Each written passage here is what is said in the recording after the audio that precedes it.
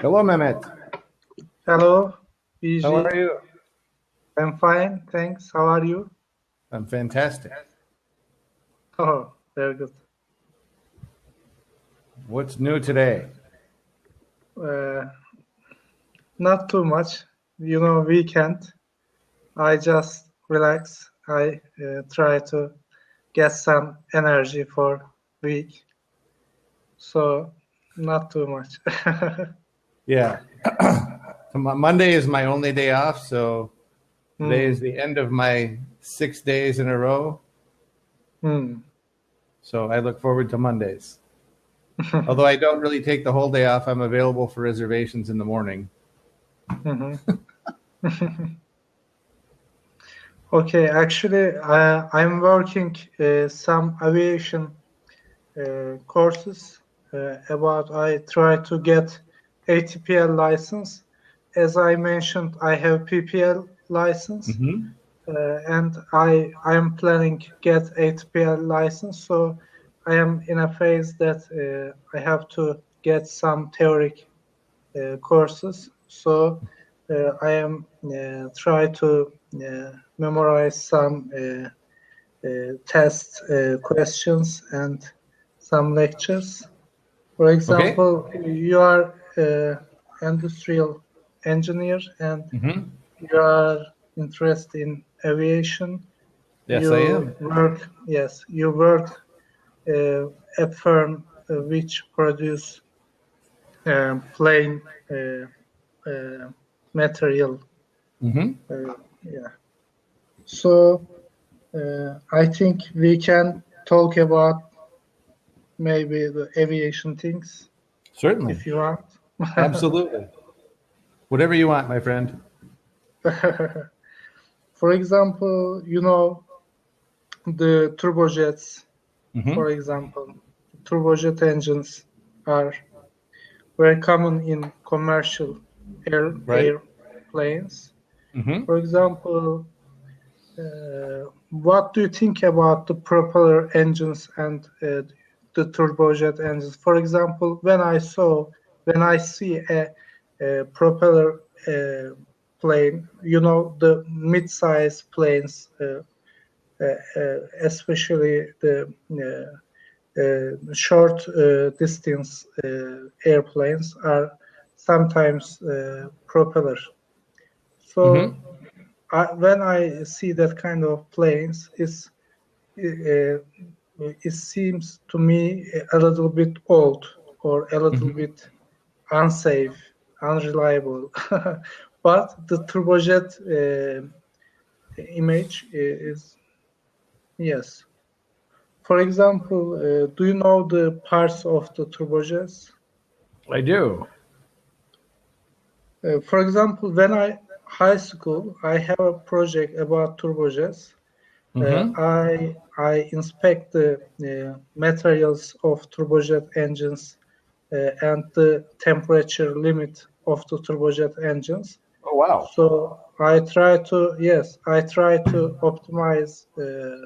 I try to get more power with efficient way because Mm-hmm. in F-16 planes have afterburner. Mm-hmm. uh, they have to use afterburner when they want to pass the Mach speeds. Mm-hmm. It's not efficient because the jet gasoline directly throw to the nozzle when Mm-hmm. they open the afterburner, so it doesn't burn in the burning area, combustion The area. combustion chamber. Combustion chamber, yeah. Mm-hmm. So it's not efficient. It's not efficient. Uh, as far as I remember, I try to join two turbojet engines, which is Mm-hmm. one part of turbojet engine is produce the power for the turbine. That's Mm-hmm. like a gas turbine, you know. Mm-hmm. That just just produce power, not thrust. Of course, a little bit, but not 90%. So that's using that part of jet using for just power to compressor and fan. So the main part of the jet engine is another turbojet, which has not a turbine, at the end of them. So, for example, as far as I remember, my design, because the limit is turbine, the turbine shape is curve, and so you can't cool it. So it's hard to cool it, and so it's a limit. For example, in combustion chamber, there's a high limit temperature, but the turbine is the major limit. So I get rid of the turbine at the main jet engine. I try to supply the power which the main jet engine from a gas turbine. So that was my design. So that was going to take the place of the afterburner. Yes. But there's some patent databases, governments. So I, after my design, I try to seek that kind of patents are there. So it took before from a Lockheed Martin or another firm in 80s. That design not new, but they don't produce. Maybe there's some disadvantages because there's too much power you pass to the main turbine. So maybe the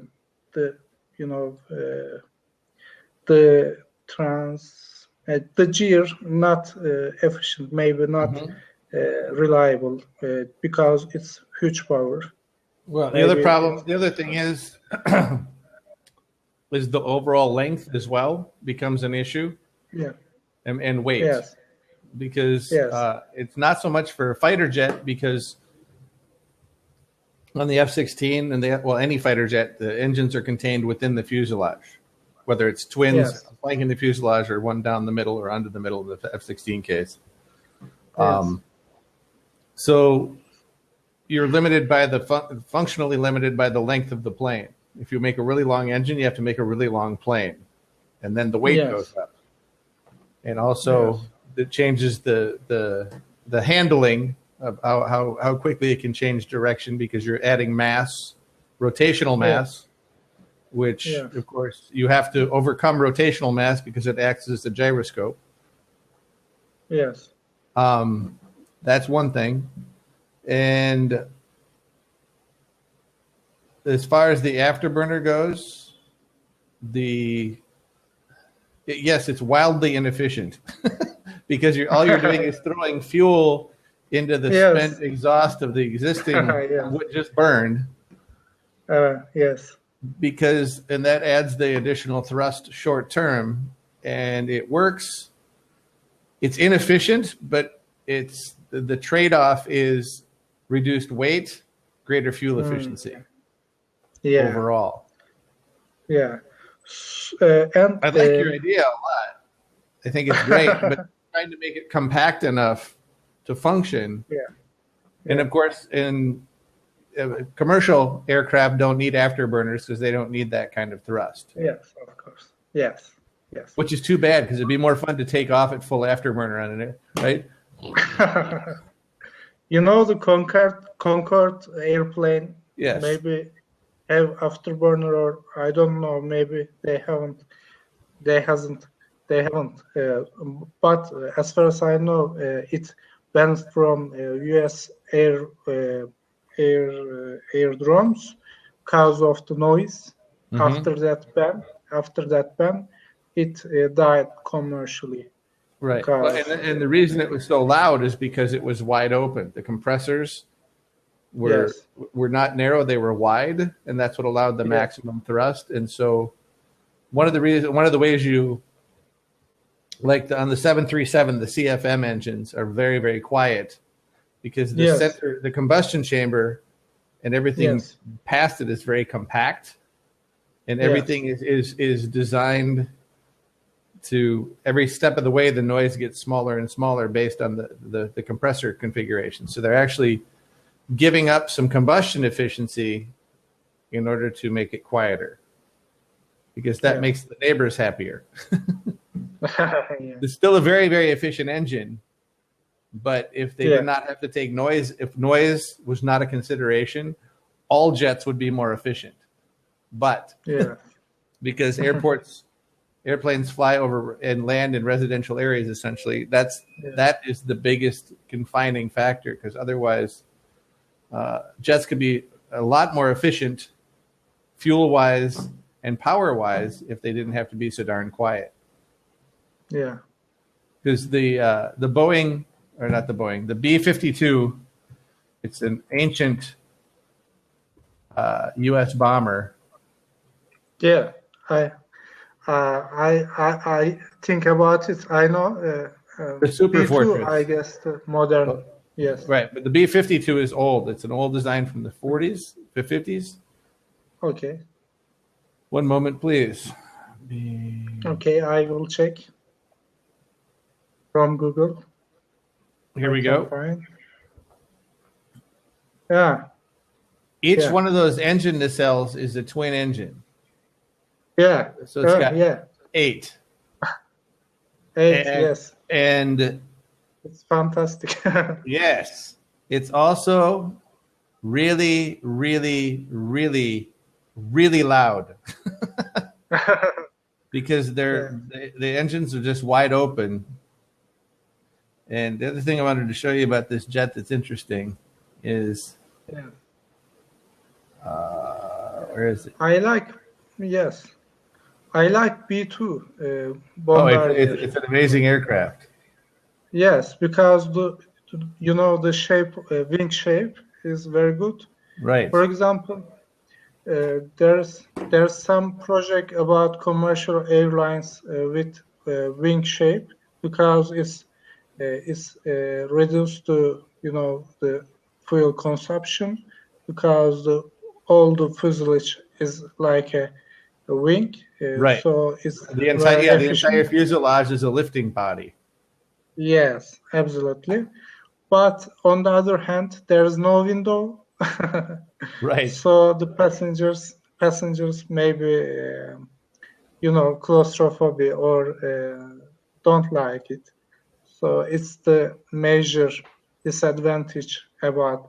And also the aerodromes have to more long distance runways and more bigger than the wing shape.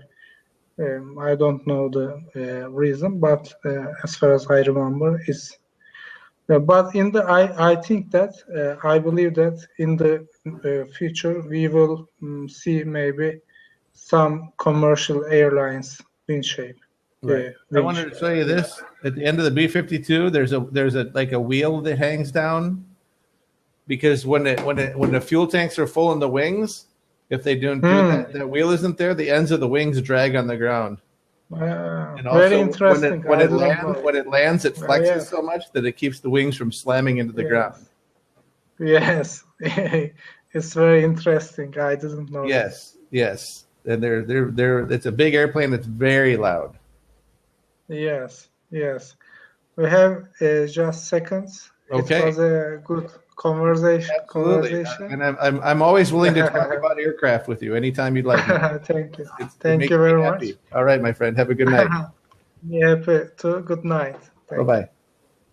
Bye-bye.